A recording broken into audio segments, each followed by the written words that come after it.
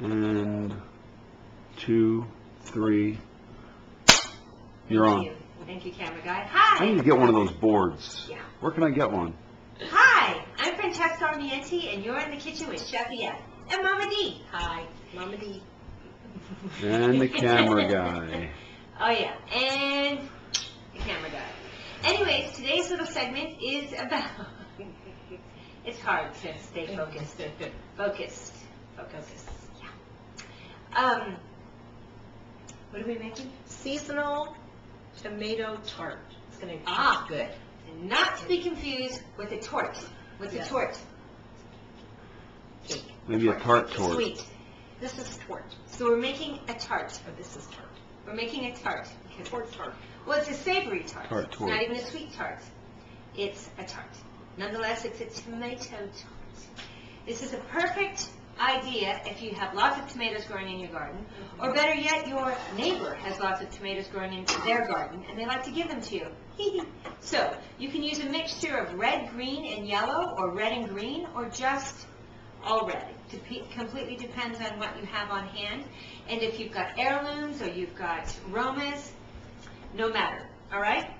We're going to start with, the reason why this is super, super easy is because we're using pre-made pie dough. All right? This is the rollout kind. If you prefer to make your own, more power to you. But if you don't have time like me, because I'm very busy riding horses and such, then I use pre-made dough. So what I did was I rolled it out, and if you have a tart pan, that's awesome. I use my tart pan to make the first one so you can see what it looks like when it's completely finished. So the second one, I'm using a springform pan. Now what I did was I just formed it inside this pan, and then I put the oven at 425 and just made a couple little holes in the dough so that it wouldn't, that's why it's called a springform pan. See that, camera guy? Pretty cool, huh? And I just baked off my... I get it. Yeah, do you get it? I get it. You get it now. So Springform. I just pre-baked the pie dough itself, and now our tart is ready to be filled. So what are we filling it with, Mama D? Oh, delicious. Onions, a little chopped rosemary, and some salt and pepper. I put a little olive oil first, sauteed my onions, a little fresh rosemary, and salt and pepper. Fresh rosemary. And where did you get this fresh rosemary? From your garden. Hear what I'm saying, Because camera you're guy? so domestic. Well, you could call me a farmer, or not, but... Well, actually, I'm the one that does all the work in the garden. Oh, right. You just go out and pick it, and then you say that you get all the... Right. You see, I gingerly removed the onions from the nonstick pan because you never want to put a utensil into a nonstick pan like that that's not either plastic or rubber spatula. All right?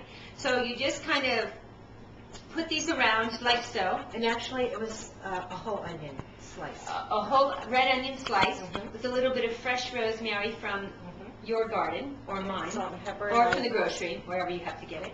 Salt and pepper, all right? So I put those in the pre-cooked pie shell. This is shredded mozzarella cheese. And you could use a provolone cheese. You could use a Gouda or a smoked cheese if you prefer the flavor of that. And these are the tomatoes. These are out of my garden. Hate to say it, but, well, I just will. And you just layer these around like so. Again, they'd be really pretty if you had a variety of colors, but if you don't, that's fine too. And you just want to fill the top of your tart like so, all right? And did we use it with a little bit of olive oil? That'd be nice, just because. A little bit of salt and pepper. This is sea salt. Drizzle with a little tiny bit of olive oil, all right? And then what you want to do is put this pan here onto a sheet pan and then put this underneath the broiler. And it takes about 5 minutes underneath this super hot broiler because you just want to sort of brown the tomatoes and they'll soften just a little tiny bit. But you don't want to just put this on the rack because when you go to pull it out, it's going to be very hot and a little bit difficult to handle, all right? And so once you pull that out of the oven, voila, we garnish with a little bit of fresh arugula, and this is what your tart looks like. All right?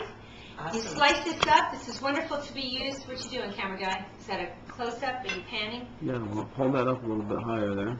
There you go, so everybody can see it. Very nice. Okay, bella. It's beautiful, beautiful. This is wonderful. You can use this as a side dish to a piece of grilled chicken or a piece of grilled fish or even a nice little steak. You can slice this into pieces. Also, if you wanted to use this as a one-stop shop, if you will, a one-dish menu, underneath the tomatoes, you could also put a little bit of shredded chicken that's cooked, shredded chicken, and that way once in the oven it's already all heated, and in one slice you've got your tomatoes, your crust, and your chicken drizzled with olive oil, and that little bit of cheese. You have all of the essentials that you will need. Looks like a pizza. What you doing, Mama D? Washing dishes. Oh, okay, very good. So you stay doing that, and I'll say Cut a goodbye. piece. I'll say goodbye to you. Okay, well, I would just like to say if you have any questions, the recipe will be up on the website. You can check that out at interfit.com. If you have any questions for me, you know me, Chef EF, Girl Chef, Chefie, CHEFIEF, at INTRAFITT.com, Chef EF.